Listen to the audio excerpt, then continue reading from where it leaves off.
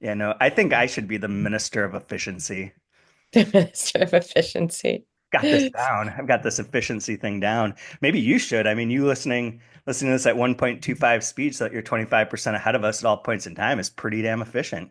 I Making mean, huge advance. yeah, I started listening again last night. And what's interesting is that now that I've been listening to it instead of reading it, I mean, it's reading is reading is reading, but now that I've been listening to it and I've got this guy's voice in my head, like I can't, I have trouble sitting down and reading it with the breaks, like with the right pauses and everything. And I'm not an idiot. I know how to read a comma and how to read that. And that's something I prided myself on in grade school, was being one of the few kids in class who wouldn't just like a litany of words in any given book that we were supposed to read out loud um in high school or middle school. But I his rhythm, I'm so here for his rhythm that I might just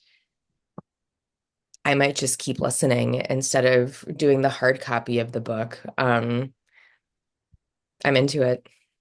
Yep, I believe you. Well, you're listening to the 2 month review, the weekly podcast brought to you by Open Letter at the University of Rochester, in which we take generally one book, this time two daunting books, challenging books, intimidating books, break them down week by week, section by section, talk about them, analyze it, have fun, make some jokes.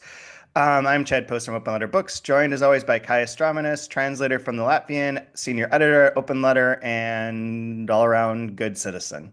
Yeah, no, I think that that's something that reading this book and like the article that I wrote that's coming out on Friday through the Mining the Delkey Archive Substack and the things going in the government, I think that that's a real criteria now.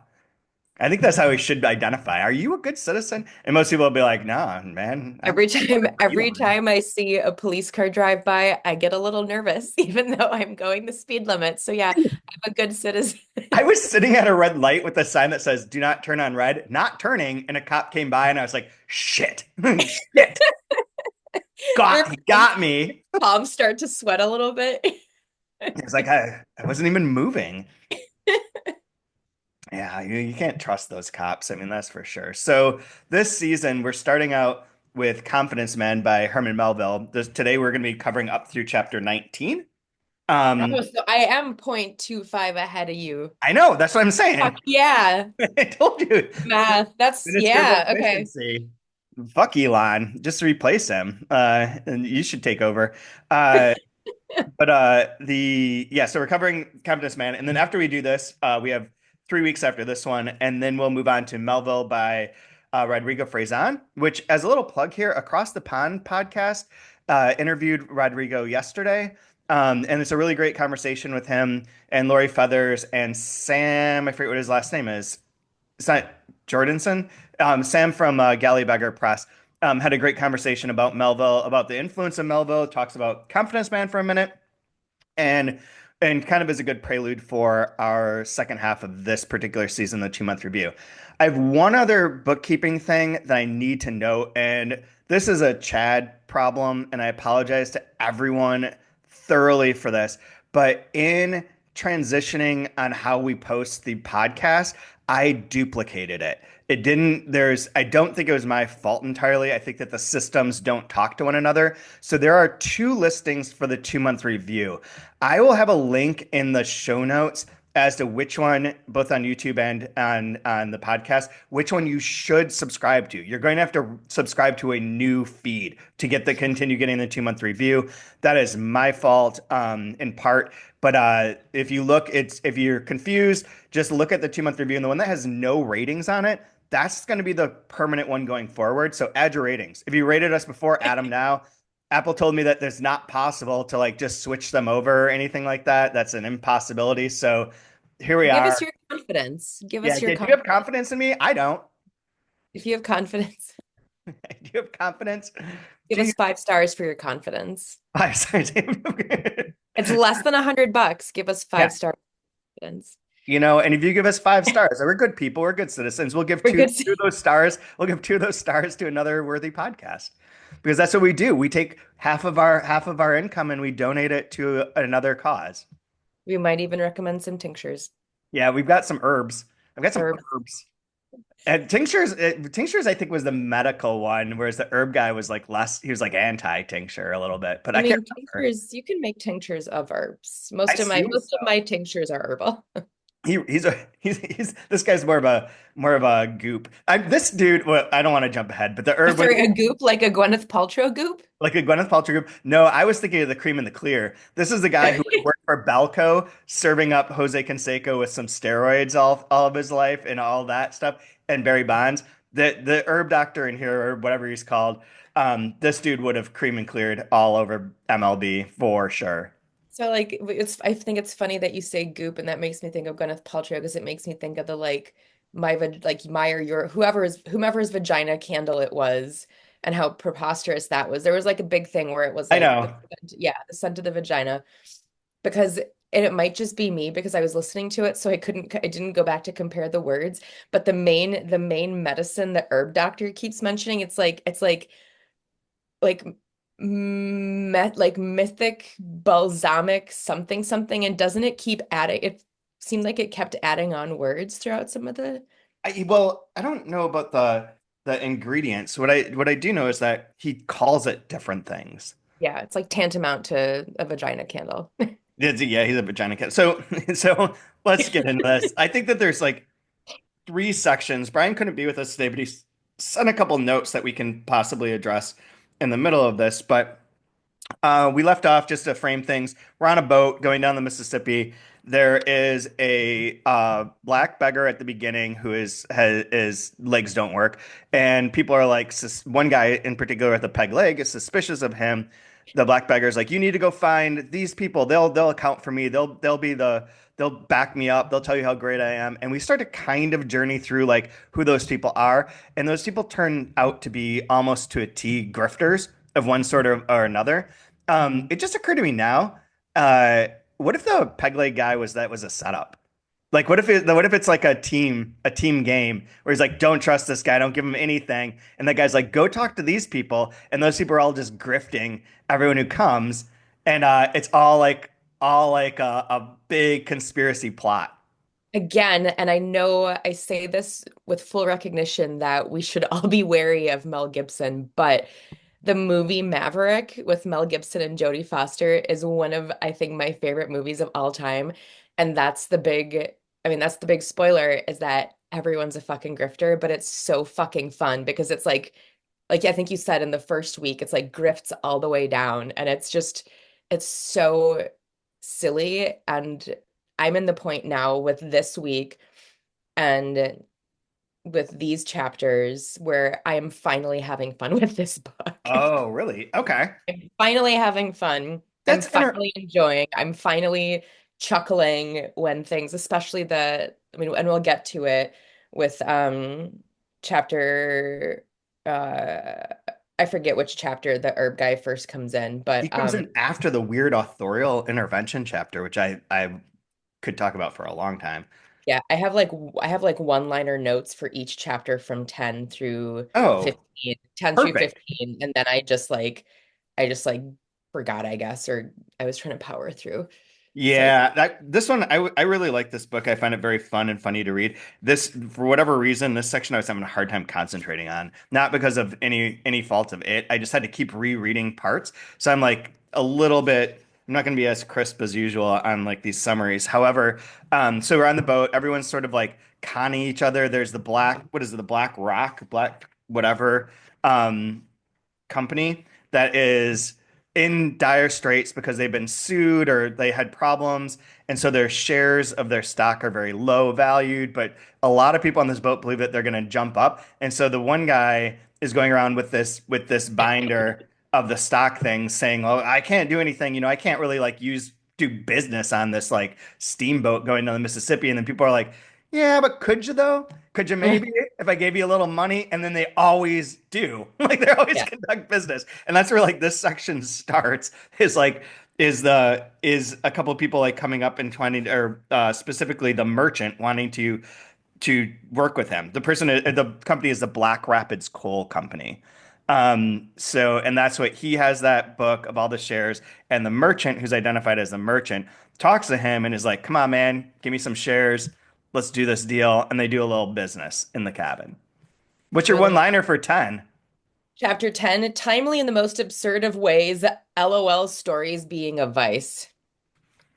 Stories being a vice. When he's talking, he goes in and it's like the guy who walks into the hall where everyone or the room where everyone's playing card games and it's like littered with the chat books for lack of better Hmm. with all the chat books. And then he sits down next to this old man and he starts talking and he's like, "Hey, like do you want to play cards?" And the guy's like, "I don't do cards." He's like, "Well, how about a glass of wine?" He's like, "I don't do alcohol." He's like, "Well, how about a smoke?" He's like, "I don't do smoking." And he's like, "Well, tell me a story." And the man's like, "Boo." Yeah, so that's actually perfect. To speak truly, I hardly think I know one worth telling. Yeah, That's what he I says. just like that stories fell into a category of vices. Yeah, exactly. That's Gambling, very funny. gambling, alcohol, tobacco, stories, tales. He's like, I just trust cards. There's also a reference in that where he's like, look, those are two card sharpers over there, aren't they? And they're like, yeah, I think they are. Like, they look suspicious. Everyone's suspicious on here. Yeah, Oh yeah, and then I wrote down in here like yeah, it was basically like this feels like an intentional con this time with the merchant knowing like to get the shares. Like it feels like very thought out cons, yeah, which I think one of the things that Brian mentioned that maybe worth talking about here is that he said like in a way this book is anti-American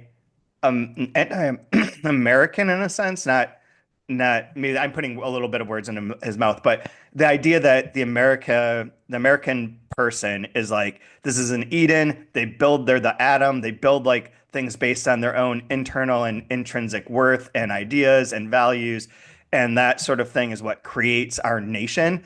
And it's all through that sort of individual like strength and like uniqueness. And instead, in this book, almost everyone's reacting to a situation. Like the cons almost feel like not planned out. For the most part, they're just sort of like, oh, you came up and you're like, hey, you seem to have a little money. I got this charity called for widows and orphans. Want to give me a couple bucks? Or like there's the one I forget which. All the characters are muddled in my head because they don't have names. They just have yeah. like those characteristics. But the one where I think it was the guy with the gray suit and the white cravat who takes aside someone and is like tells a story that we never hear. And the guy's like, "Oh, sure, here's some money." And like it feels like it was just like invented on the spot. And then there's Yeah. like this one where it feels like he's like, I'm going to con you. I'm going to set out and like intentionally make this happen." And isn't that one of the pillars of conning and I mean, I don't want to conning and being a con man or con person is that it's not just making people confident in you, but you're the confident one. So if you don't have a plan, you go into a situation, you're like, it might work, it might not. Like, what's the worst that happens? Nothing. You don't get a couple bucks out of Chad posts, so you move on to Brian Wood and you see what you Yeah. can get. Yeah, that's true. Like the confidence. Positive outlook on life, man. I mean, it is true. Like if you exude the confidence and get someone to make confident put their confidence in you, they're Yep. much more manipulatable. Yep. You know, I've been watching this documentary about Kundalini yoga. I don't know if you've heard me talk about this, but all the people involved in that are very confident and people fall in line very quickly. But that is one of the things that I do know. This is not because this book is not about cults per se, and is not about that sort of like Not at all. mass sort of like corruption and like and undue influence.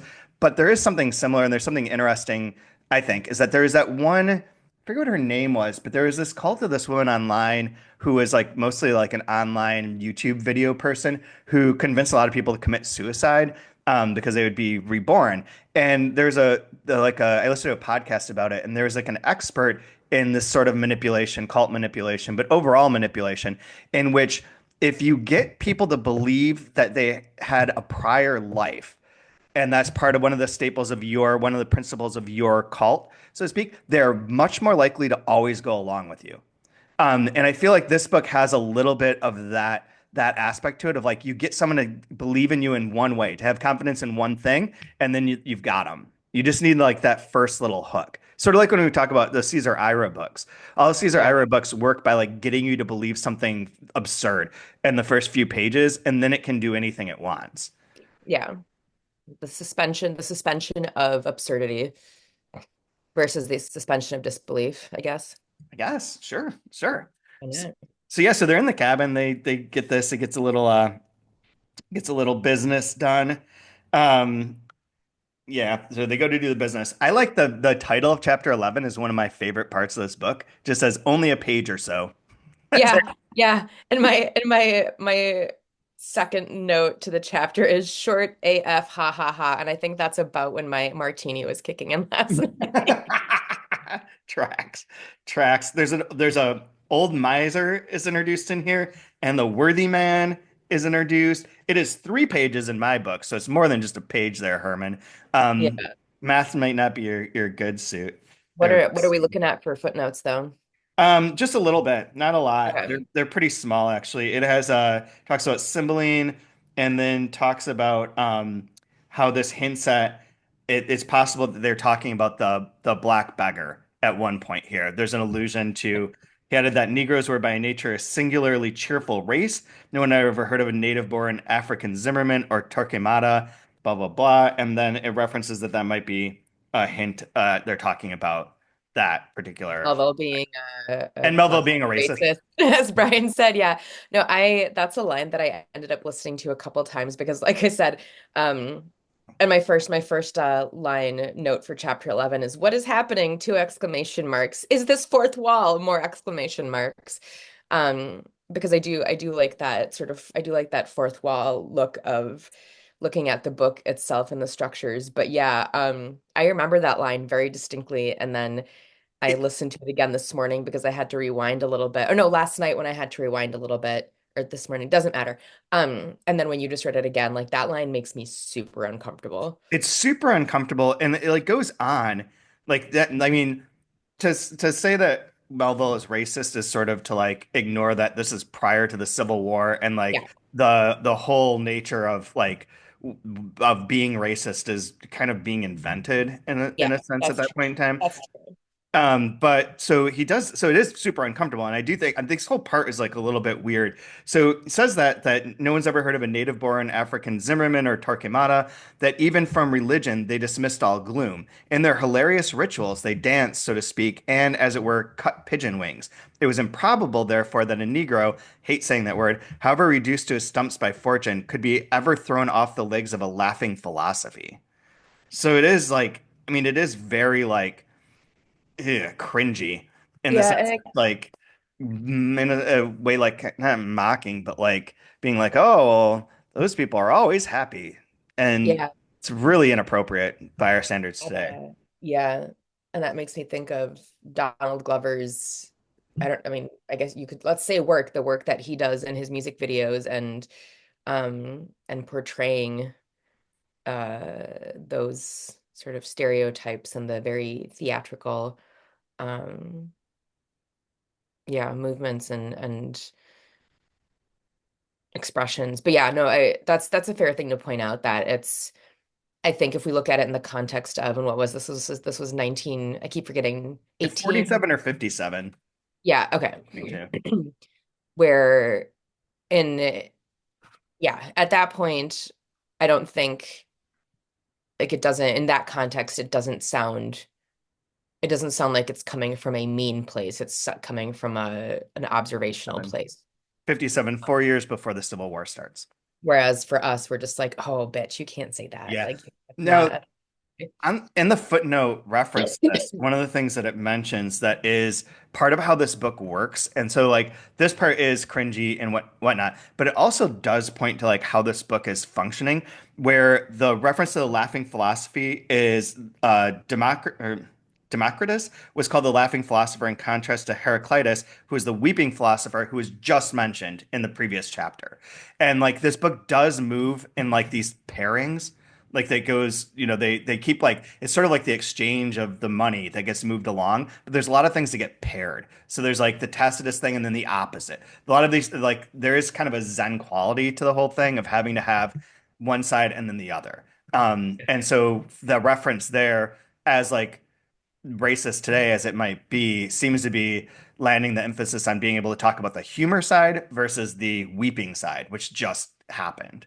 Yin yang. Yep, there it is. yeah, so I don't know.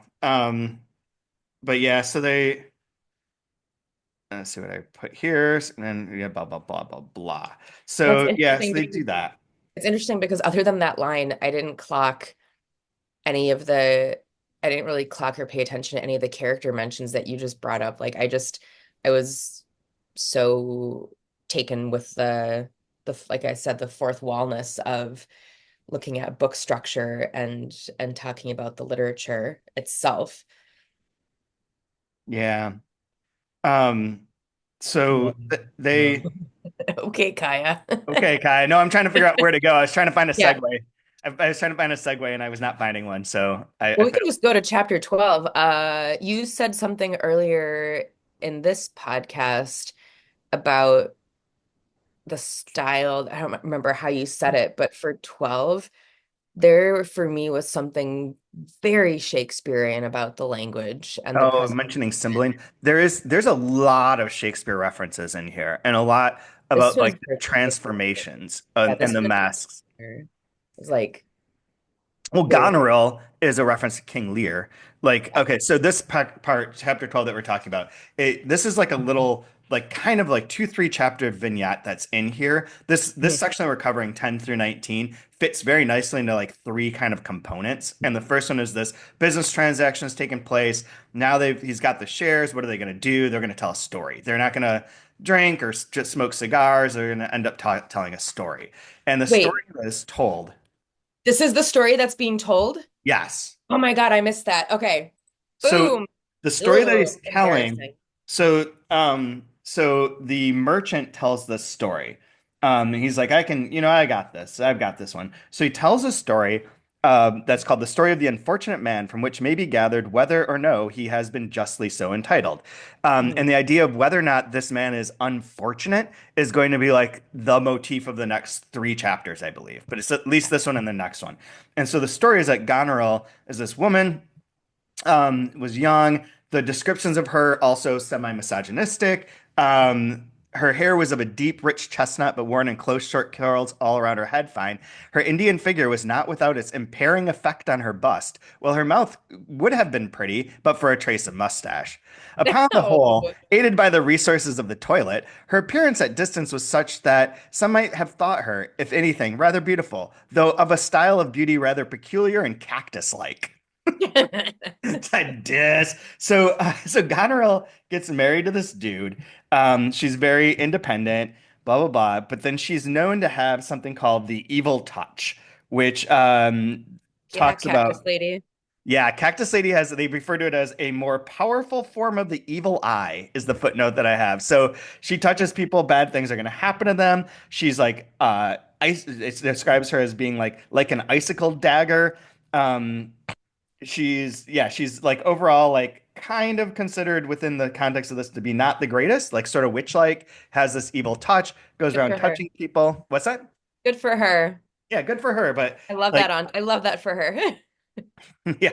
So so let's see here. Where's a good example to use?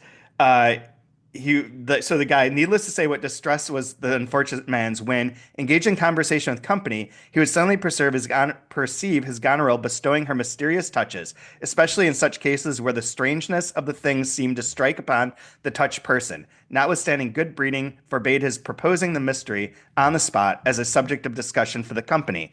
In these cases, too, the unfortunate man could never endure so much as to look upon the touched young gentleman afterwards, fearful of the mortification of meeting in his countenance some kind of more or less quizzically knowing expression. He would shudderingly shun the young gentleman, so that here, to the husband, Goneril's touch had the dread operation of the heathen taboo. Now Goneril brooked no chiding. So then she gets jealous. The devil of jealousy enters her, and she's jealous of the daughter they have. So their daughter is 7. Man loves his daughter a lot, hanging out with her all the time. And then her own child, the girl of 7, her father's consolation and pet. And she starts to like have this jealousy and seems to be wanting to use the evil touch on the daughter. So the husband takes the daughter away. Oh, Um, wait, quick question. The evil touch, it's not killing them, it's like making them squirrely, like I not don't squirrely, know. but like like self-aware or something. It's not so in the company she had a strange way of touching, as by accident, the arm or hand of comely young men, and seemed to reap a secret delight from it. But whether from the humane satisfaction of having given the evil touch, as it is called, or whether it was something else in her, not equally wonderful, but quite as deplorable, remained an enigma. Okay. Yeah, yep. So then he leaves. He doesn't want his daughter to be around her. So he takes his daughter. Um, how does this all work? This I should have reviewed this before we went on here instead of just like trying to wing it. So it goes on. Da, da, da, whereupon the whole female neighborhood, which hard though it was, he did. He takes away. He goes into domestic exile with his daughter. Whereupon the whole female neighborhood, who till now had little enough admired Dame Goneril, broke out in indignation against a husband who, without assigning a cause, could deliberately abandon the wife of his bosom, and sharpen the sting of her, too, by depriving her of the solace of retaining her offspring. To all this, self-respect, with Christian charity towards Goneril, long kept the unfortunate man dumb. And while it had been, well, it had that. And well had it been had he continued so, for when, driven to desperation, he hinted something of the truth of the case, not a soul would credit it. While for Goneril, she pronounced all he said to be a malicious invention. Ere long, at the suggestion of some women's rights women, the injured wife began a suit, and thanks to able counsel and accommodating testimony, succeeded in such a way as not only to recover custody of the child, but to get such a settlement awarded upon a separation as to make penniless the unfortunate man, so he averred. Besides, through the legal sympathy she enlisted, effecting a judicial blasting of his private reputation. Nobody will ever have confidence in him. He then all ended by the unfortunate man subsequently getting wind of Goneril's intention to procure him so that he would be permanently committed for a lunatic. Upon which he fled and was now an innocent outcast wandering forlorn in the great valley of the Mississippi with a weed on his hat for the loss of his Goneril. For he had lately seen by the papers that she was dead, and thought it but proper to comply with the prescribed form of mourning in such cases. For some days past he had been trying to get money enough to return to his child, and was but now started with inadequate funds. So in short, he finds her suspicious. She touches young men with the evil touch. We don't know what that does. She starts to get jealous of his relationship with his daughter. He takes the daughter away. She's like, "Get the fuck out of here." Everyone posses up, gets her the daughter back and money, a la normal divorce in America today. And he broke is like off on his own, finds out that she dies, is trying to get back to his daughter, and doesn't have any money, but has to get some. And I'm sure that he's going to go about that in a very normal way. Yep. Yep. Well, I I have a lot of thoughts about all the things you said, but the thing that I'm gonna pull away from that or like pull out from that is that what good is an evil touch if you still got to go through the court system to fuck Right, someone over? right. I'm with you. I was really invested in what this evil touch did, but I don't think I care anymore. No, I mean it's weird. It's like a weird story, but then like the conversation transforms into like where the other guy that's with him, that's not the merchant, is like, that's not unfortunate. It's like that's not an unfortunate man at all. I mean, he Yeah. doesn't have to live with this woman who is like hideous and horrible and cactus-like and evil touching. Like he got off scot-free. Good for the man. Good deal. Not unfortunate. It's a weird chapter, weird section of this book to me in terms Yeah. of like what is the message here? What is the message? It's not father's rights and it's not It's definitely not not. witchery. It's not. It's maybe anti-witchery a little bit, but it's like sort of like one of these where it's like, do you even believe this story? Yeah. Do you have confidence in it, Chad? I don't. I Mm. don't have confidence in anything. So yeah, so then the man with the traveling cap shows up. Let's see if there's anything in here. So that I don't know if there's anything else you want to talk about related to the Goneril story, but it is so like in a way anti-women and like similar to like the part just before. It's kind of weird. It reads sort of strange. The idea of like the moral of this is like around there. I feel like I'm just missing something with the whole thing. Yeah, I mean, it It makes me think of the mention of Cassandra later, and that just gets into a lot of like, I mean, the different kind of tempestuous women Oh, of history, so to speak, there was both one other part that I both wanted to fictional and real. there's one other part that I wanted to read that was like reinforcing the misogyny of it all. Um, but when the blemishes were displayed, her husband, no adept in the female nature, had tried to use reason with her instead of something far more persuasive. Hmm. Because, reason's not going to work on the ladies. I suppose that persuasion is physical violence, but I mean, it's not stated, but the follow-up line to that is hence his failure to convince and convert. The act of withdrawing from her seemed, under the circumstances, abrupt. In brief, there were probably small faults on both sides, more than balanced by large virtues, and one should not be hasty in judging. So it pulls back a little bit there, but like at the same time, it's a weird section. He goes on to be like, this is great for him because it was best for both of them. In short, with all sorts of cavaliers, it was best for both them and everybody that whoever had the true light would stick behind the secure Malakoff of confidence, nor be tempted forth to hazardous skirmishes on the open ground of reason. So like the idea of separation being better than fighting is yeah, interesting and good, yeah, but yeah. they sort of break apart once they do start getting pretty drunk, and the merchant says something that's offensive, the offensive to the other guy who I don't know what you want to call him, the businessman, and then they sort of like break apart, and we get chapter 14, which is wild. So apparently, Mhm. according to the footnotes in here, 33 and 44 are the same as this, where the author just comes in and talks. And Yeah. there's a moment that I think it was in Rodrigo's conversation about Moby Dick, where he says that his favorite parts are like there's like two or three lines where Melville just pops in and is like, I'm writing this at this point in time at my table in this place, and then disappears again and just like, just pops in and out. And this one he like very directly Yes. addresses the audience, like in a very like fourth wall breaking postmodern way. And the Yes. basic point of it is that people are going to say that these characters aren't consistent. And he's like, yeah, duh, nothing's consistent. People aren't consistent. None of it's Yeah. consistent. That's what this is. Right. That's how writers write, is that if you say the character is too consistent, that would be a fault. If you're like, this character isn't consistent throughout, then you're criticized for that. Like you can't win either way. Marvel's Um, just like, listen, I know. if reason be judged, no writer has produced such inconsistent characters as nature herself has. Yep. Yep. And those are great lines. And that's like, it's moments like these where it's funny because I think I read Rodrigo before I read Melville, even. So it's interesting to kind of work backwards and see. Oh yeah.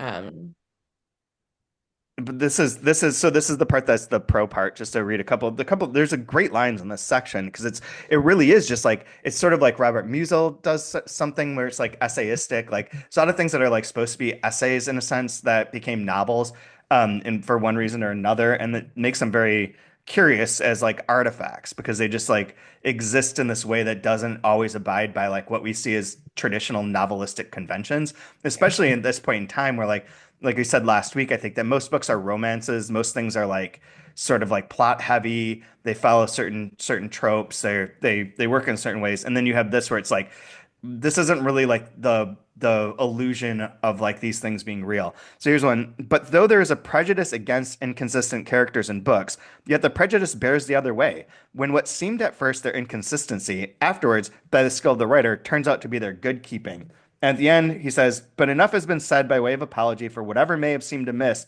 or obscure in the character of the merchant. So nothing remains but to turn to our comedy, or rather to pass from the comedy of thought to that of action.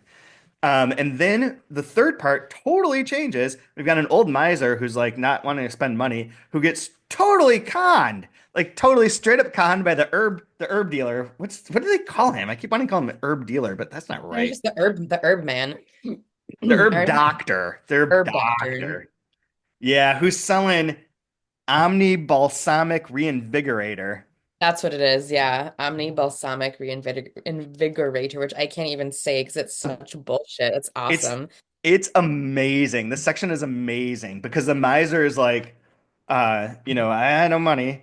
He's like, give me your confidence. I'll give you your confidence. He's like, what's the problem? He's like, I've got no energy. And like, he's like, well, I was treated by like someone that did like a mineral based like something to help him out to get his energy back in his blood, adding iron to his blood. Because iron makes you strong. Therefore, if you have iron in your blood, it'll make you strong.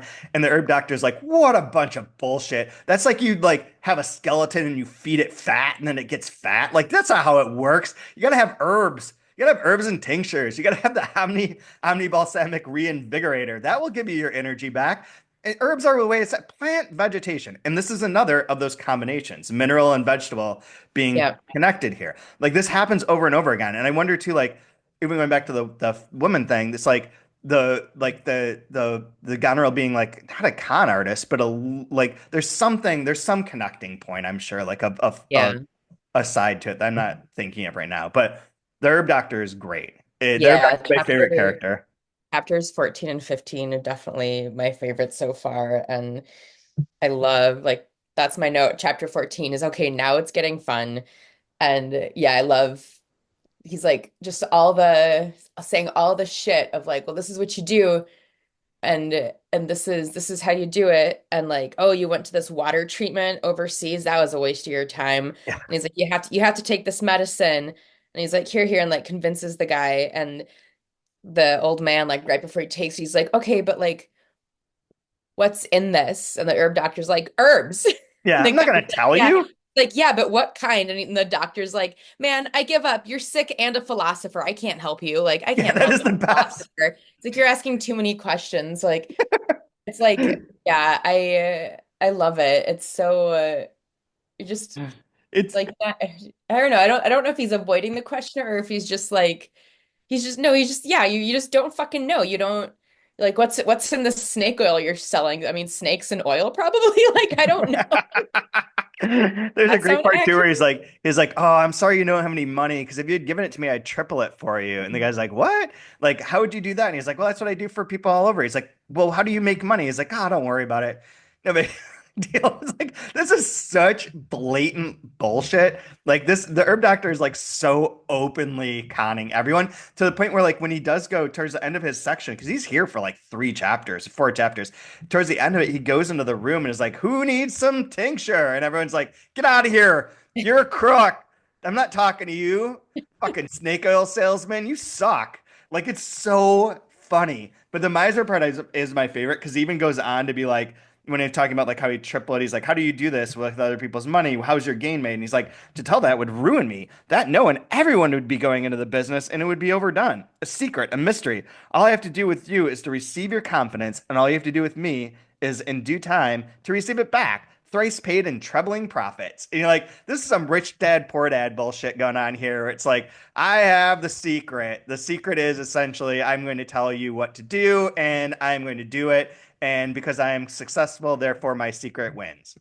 Yep, yep, yep. And This book is the template for all of those yeah. things. Oh, absolutely. And that's like I mentioned Maverick earlier, like that takes place like the crux of the movie is a poker tournament and it might be on a riverboat. I don't remember, but that's why I should In watch the international waters. yeah, international waters. No, what I talking about this the old miser and all that. So the person reading the audiobook does a pretty decent old miser, like sickly old miser voice, but he does the coughing very genuinely. Oh my God. And it's this like Oh and my God. it cracks me up more and more every time because it's so absurd. So yeah, this part I am in. This is fun now. I did screw up though too. So the miser he tries to get the money out of, and then he has the Omni whatever. Omni balsamic. It's the next one where he meets the sick man who he describes as being like a broken plant, like a withered plant, a plant whose hour seems over. And then he comes and is like, this is the one where he's like, "Oh, you've got no, energy. You went to this iron thing. Like, what a crock of shit." And he sells him on all of it. And he's like, "Oh yeah, Solomon was the best of the herb doctors." He's like, just constantly like making up all this nonsense, We're just out here pure just nonsense. reaping the fruits of nature and trying to make a better world, and all these yahoos and scammers trying to up your iron levels. And this is the What's part in where medicine? Herbs. herbs. And this is Too where the many guy's like, get questions. out of here. He's like, just 6 months ago, I went and did a water cure. And now I return 6 months later and I'm even in worse shape. And he's like, that's because Yeah. you're doing it wrong. You need the Hmm. herbs, turmeric, Need the and some, herbs. what are the other? Oh Echinacea. my God. Remember turmeric? Yeah. I mean, it's an ingredient in a lot of food that I make. And yet I never felt like it cured my ills. I mean, but I've certainly felt better after eating the food you make. Well, fair, fair. But this is the one too where he's like, "Well, what's in your thing?" And he's like, "Herbs. What herbs? And what the nature of them and the reason for giving them cannot be made known. Cannot be made known. You Cannot be made known." philosopher. You But philosopher. yeah, Take you are your, sick and a philosopher. yep, take it elsewhere. I He's don't like, have time "No." for this. I like this. His reaction is, "No, no, I'm not the last. Yeah, I'm sick. I'm not no stinking philosopher." Like, get out of here. So funny. Trust me, nature is health. For health is good, and nature cannot work ill. Like, these are such Which great is lines. and so this, yeah, I'm curious to see as we go on if the herb doctor is an actual, like if he is knowingly, consciously conning, or if this is just sort of a prospectus of the different types of cons, like your Kundalini yoga that you mentioned earlier. Not that that's a con, but there are people involved who were um, I con mean, artists. they were pretty general grifters and sex maniacs. That's Right, kind of goes right. par for the But course. the practice itself is not evil in the Right. same way that herbal remedies and tinctures are not evil, but just the blatant kind of, yeah, the confidence that the herb doctor has, it doesn't seem it doesn't seem malicious for gain. It just seems like just ignoring any other alleyways. Yeah, Um, absolutely. isn't he also just like, "Ha, science." He's like, well, yeah, a little bit. And then he's like, the best part is he's like, if you take my medicine steadily without assigning a special day, near or remote, to discontinue it, then you may calmly look for some eventual result of good. But again, I say you must have confidence. It's like, yeah, if you take this now and forever and you Yeah. just don't worry about it, someday you're going to be like, oh, I feel better. Like, and then Yeah. you'll thank me. Like, And you'll what? think because it'll be, yeah. What? I do love I think it's at the end of the chapter where he's like, that's our conversation. He's like, well, I'm probably never going to see you again. And then he's like, You ooh, know? like I didn't mean it that way because I know you feel like you're going to die soon. Your days are numbered. What I meant it more for me, like this is our final. Like, he's like, but what if I need more medicine? He's like, go buy it at some shop. But when you do, be sure to open it up and make sure it says confidence in the middle because people are scamming all over Oh the. yeah, There's the a lot of the people who are fucking trying to rip you off, but I'm not. You just the have to fucking find the right product. watermark. The watermark. That's Watermark. amazing. It's so funny. Because It's I'm so funny because like, you could never, like, you'll never find that. That would never, it's no, not real. It's a ever. lie. That doesn't exist. He's like, yeah, like the part where he's like, I'm never gonna see you again. I love that too. The next part though is he's trying to sell stuff again, and that guy comes and just decks him. Like that's also amazing. Their doctor's like, come on, you got some I got some, what does he call it this time? It's got a different name. He calls it something else. That he's like, it's like a salve that you would rub all over yourself. I think this is the right chapter. But anyways, at the end, while he's reading it out loud, a sudden side blow all but felled him. It was the giant who, with a countenance lividly apoplectic with hypochondriac mania, exclaimed, "Profane fiddler on heartstrings, snake!" Snake. Just, I just envision this dude, this like snaky looking oil salesman, just like one of any number of like little too coiffed like people that you could like or have like the right suit on and like are trying to inspire confidence, blah blah. Just standing there trying to like peddle his wares, and some like lumbering like disheveled dude just fucking jacking him, just like taking him down, a la like a linebacker, and being like, "Snake, snake, Snake. snake." Oh my God. I imagine the doctor being either like Tim Allen, but as like the fat Santa, or else, who God. would be a great herb doctor is Martin Short. I could see that, but I think of someone more like I to say don't think Colonel Sanders, but Yeah, um I don't think Weasley is the correct, or like I don't think he's smarmy. I think he's this like unexpectedly sprightly guy, like slightly older guy. I don't know. That's why Martin Short sort of comes in where like he is a little like skittish, but I think I'm biased because he's the one that's in the Steve Martin book buying commercial, right? oh yeah, because they're Hate that cast commercial. cast or cast members, whatever. I hate that commercial so much. It's so Mhm. annoying. It's also like a weird flex of a commercial too. Not to digress on this, but it's for like I don't know, Mastercard, Discover Card, Amex, God only knows. It's for some form of payment, and they're in a bookstore. And Steve Martin's like, "I love bookstores." He's carrying these books. He's like, "I've read that one and that one. I've read that one. I read that one." And then Martin Short's going, "Haven't read that. Haven't read that. Haven't read that. Haven't read that." And then they're like, "Will you pay for my books?" He's like, "Sure, I get double cash back from where the fuck it is." But like, it's a weird thing to just be like, "Nope." Don't like reading. Like, fuck books. Like it's like a strange commercial. I watch too much sports. I'm here alone. I see the same commercials all the time. So I have to spend a lot of my mental energy analyzing why I hate these things.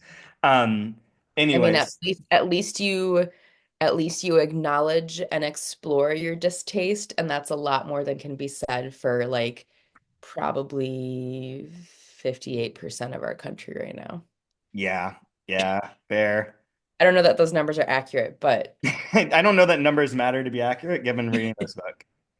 Oh God! So they diss on the Jesuits in the next section where they're trying to figure out his true character because he like comes back and is like, "Yo, is that guy from the Seminole Widow and Orphan Asylum here? Because like I've got some cash for him. Anytime that I sell stuff, give a little cash back." And it's like one of the weirder forms of grifting and of confidence making that feels good on the surface, but is sort of bullshit.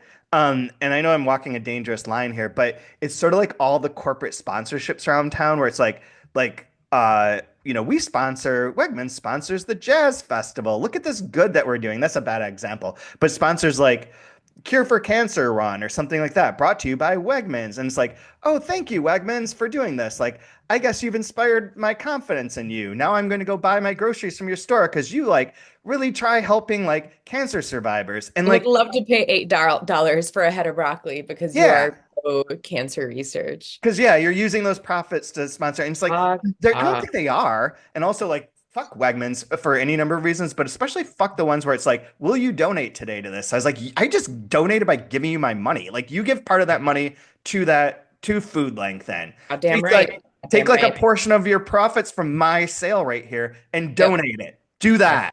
But like this, it's such a weird, it's like a very specific low level grift in my mind of these corporate sponsorships of just trying to get you to invest more money in a company without them disclosing how much money they're donating exactly or being transparent about it and to where that's going and what it's doing. Mhm. Like if they sponsor, it's like the sort of thing where Wegmans will sponsor a run. We were sponsoring the 5K. Now, to sponsor that 5K, does that just require like filling out the proper formulas for like blocking off streets and like accepting registrations? They don't even do that. Another organization does that. And then all the runners donate money to that organization Yeah. for whatever the cause is. Wegmans doesn't do that part of it. They're doing the name on the thing part of it. And that's They where write like a I check. think this They write guy's a a representative of that. Wegmans writes a check. Wegmans greases the palm of the local city government. Mhm. Heard it here first. Everything you say on a podcast is true. Joe Rogan taught me that. Who? He's going to be a surprise guest next week. Surprise is out. Oh my God. Could you imagine if we could get Joe Rogan on to talk about conspiracies and grifting? Beautiful. Like I'm it going would, to it would DM him just right be now. him. DM, I'm sure you got his celly on speed dial over there. Yep. Can I hit him up? Ooh, I just accidentally typed in Joe Togan, and I'm pretty sure that's a dark web of feet photos I'm not ready for. Dark MAGA, man. Dark MAGA. Anyways, then The last little part here, we get more references to Lazarus. He's looking for the happy man. Um, Tells a story and repeats the idea about charity. Charity never faileth. There's a lot of references to charity here. And then they bring back our initial beggar. And I'm like, did you see him when you came on the boat? And the guy's like, no. He's like, oh yeah, you came on later. So you wouldn't have seen him. But we're starting to come a little bit more full circle on some of those pieces.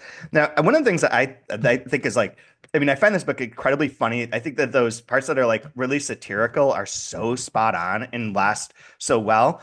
And this is related to anyone who subscribes to the Mining the Delphi Archive Substack, which you should, because that would be nice. There's a piece coming about satire, these two old Irish satirical books from like the 1920s about society, some Mennepian satires, like making fun of like the way society is organized and especially capitalism and like how capitalism doesn't really function for its good, but instead works off of this idea of what is efficient by like exploiting people. But this sort of like that sort of satire works is my main argument because the thing that it's targeting is never going away. Like Yeah. it's always going to be there. Like if you had a satire like if this book lasts because these people are here. We've never got rid of the used car salesman. It's just like baked into our system now. And like this sort of making fun of them and satirically joking about them is it rings true because that's still true. Like, could Yep. you imagine if the burnt over district really functioned and like people here were not conned ever again and didn't fall into like weird religious beliefs, so on and so forth? It would be very different. The world would be different. We wouldn't Yeah. have the goop stuff. We wouldn't have like these Vagina candles. yeah, we wouldn't have this ever rotating cast of what herb solves every problem. There's like, Yeah. but we keep doing it. It was CBD not that long ago. CBD was kind of the new snake oil. Like you can rub it on your knee and suddenly you can run a marathon. And like, it's always going to be something. And because it's Now it's always going to be the something, this lasts. now it's the GL is it GLP-1? I always forget what order, whatever the metabolic. Dude, all I want is that. I am Is in the it- bag. Just, I want to lose 40 pounds and I want it to come from taking a shot in my gut every week. So I don't have to do anything. Right? That's all I want is to not have to do. And I'm sure it tells me that's what the ads say. They all sing a song for Wegovy or whatever it is. Yeah. They got a rhyme. They've got a rhyme. Confidence. I have confidence in them. If You wouldn't put out a medicine that doesn't work without a rhyme. if it a jingle will get you a very long way. Jingle will get you a very long way. Is true. It is very true. So the thing I'm curious, I was starting to say about this is like one of the things I think is difficult for me and in processing this book, and I think the way to read it as we're doing it is actually helpful for that, is that I can't keep track of anyone. Like I don't remember them when he's talking about the characters being inconsistent. I'm like, well, all I know is merchant. All I know is like guy with the black whatever coal company book. All I know is like white cravat, but I don't even remember who that is. Student, I kind of remember, but I don't, I remember kind of vaguely who they are, but they were also like trying to con in on this black coal thing, if I remember. But like the idea of like it adding up to something or like having like the characters move in like a arc or a direction, a character arc or end in some way, that I'm having a hard time getting a finger hold on because it feels like it's like sequential. It's like I think Rodrigo references this too of that kind of like picaresque, moment to moment sort of joking thing that it's not like we're gonna follow the beggar at the beginning or the guy the mute with the chalkboard. Yeah, yeah, yeah, yeah. He's just gone, right? Like Yeah.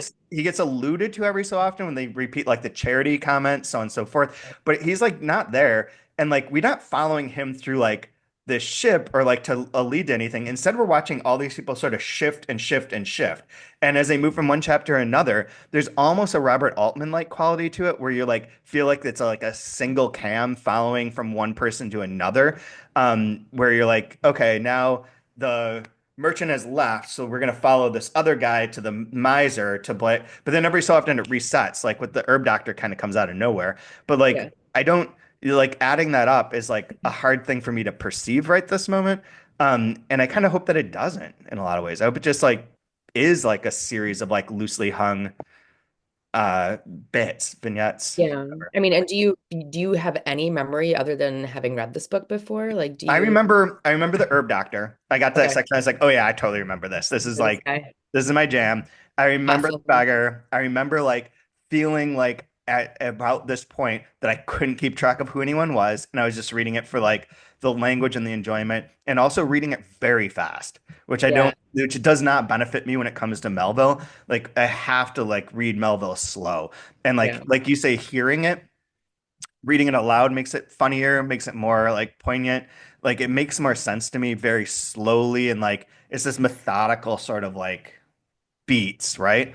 And I remember having to read it very fast. And so it was like very much a blur. And so not really, but I also don't remember what I did 3 days ago. So yeah. 20 years is enough time that it's like it's a You have big to idea. you have to have confidence in the book, Chad. I do have confidence. I have complete confidence in the Total book. confidence.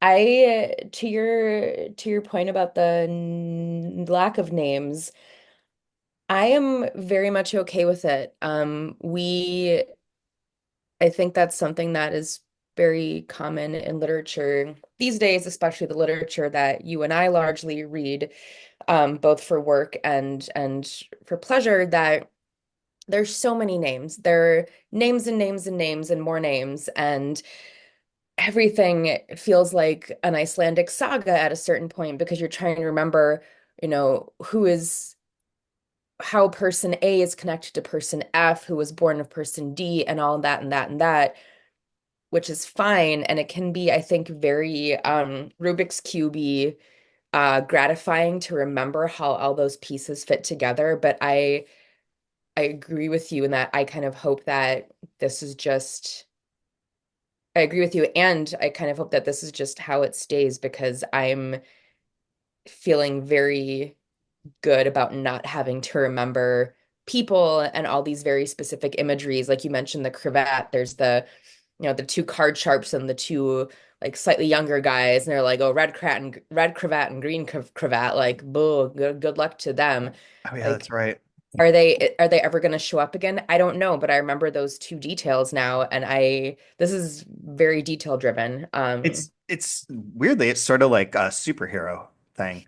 Like you Hmm, can identify people by their costume. You're not gonna yeah, you either have to say their name over and over again or like have something that's a recognizable costume. And in this case, like the gray suit, yeah, the man with the book, like there it's like that's their costume. And that's how you're yeah. identifying them. I just have the hard time of like remembering where they were before. And it's not like Hmm, how they're related, but like, was this guy the one who gave the money to that person? Or is this the guy who took the money from that person? Or like, what was their interaction? Like, who did the widow and orphan thing? And who gave the widow and orphan guy money? Like, that's the part that I mean is like, I'm sure it's one of the people we just named, but I can't remember. And it was like last week, you know? Like, there's something about that I think is very freeing and interesting to yeah, read. I agree with you. yeah. And at the same Very time, true. like when you go to speak about it, it becomes like this mishmash of like, oh yeah, there's this bit like even right now when we went through this, the miser and the plant dude, they totally became one in my mind. But there's Good. two separate instances of how he steals money from two separate people using Yeah. two separate sort of ideas and cons. Like Yes. wonderful, wonderful, wonderful. Yes. And it's so quotable. There are so I mean, kudos to Melville House for taking that I would prefer not to and making it their kind of brand logo sentence because there are so many lines in Confidence Man that I'm just like 100% could see this, like would have a tote bag with this, 100% would drink coffee out of a mug with this line on it. And it's not even like profound. It's just really well put together sentences. Well, I was thinking like earlier, I meant to say this, but the some of these read like the successories or things that you would just see on Instagram. Sort of like Yeah. you can never be ill with nature because nature brooks no ill. And you're like, I don't think that means anything, but sure, like that sounds great. Like there's a lot of lines like that that I think are very funny. And yeah, Funny here, is fun. this is exactly it. Trust me, nature is health, for health is good, and nature cannot work ill. It's like Yeah. that doesn't mean anything, really. No. But like it sounds great. Like you could put that in that you could become Rupi Kaur.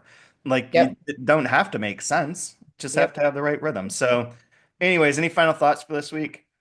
Um, nope. No I also thoughts, think just vibes. one last part is like it is subtitled his or the mas his masquerade, right? Yeah, his masquerade. And that no name thing sort of plays along with that too. You don't know who anyone is behind their costume. And their costume is the cravat, the book, the blank. Yep. Everyone's sort of switching costumes at various points in time, being the Yep. one giving up the money to the one that takes the money. There's a lot of that transformation, which is referenced in the introduction with a very Eastern religious vibe to it too. So for next week, we go through 20 through chapters 20 through 26, which in my particular book or my particular edition is I can't tell how many pages, but probably like 60, 65 pages.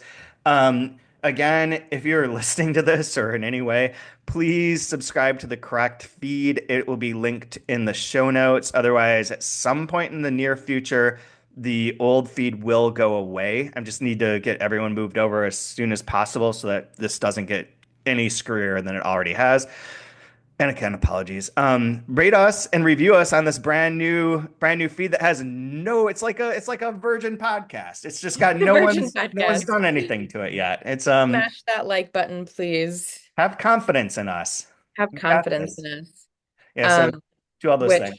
my one of my favorite lines this week is I think it is in chapter 10. I don't know, don't care who says it, but he says, and I don't know why there's a but he says, "Your logic I will not criticize, but your confidence I admire."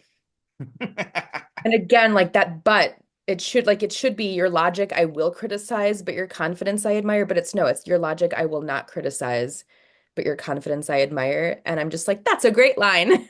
I have one last bit to add to that leads to my one of my favorite lines of the week is that the last part with the soldier of fortune is the guy that's like, yeah, you know, I went to this or I went to jail, I was sick, I finally got or did he go to jail? I think he goes to jail. Then he ends up like at a hospital on Blackwell's Island. He couldn't get out. He finally leaves. They give him like a cane. He goes all the way to Indiana, finds out that his brother, whomever, is dead. And is like, well, now I'm gonna go here and I'm gonna get on this boat. And they're like, yeah, I don't believe you. And he's like, I know. And that's why I go tell everyone I'm a soldier. Like, because nobody believes me. So like they'll believe this. They'll give me a lot of money if I just tell them this. So he says, hardly anyone believes my story. And so to most, I tell a different one. And that's like, I think a good thesis line for the book and is like Yep. that representation. I just Beautiful. love the idea of like, no, here's my life. Could you help me out? And people are like, yeah, really? Like, no, no, no. I mean, I fought in the war. Oh yeah, veteran. Done. Here's some cash. And where's that line that I think everyone knows that truth is stranger than fiction? Fair, fair, fair. It's a whole But is thing. truth more believable than fiction? Do you have confidence in fiction? I have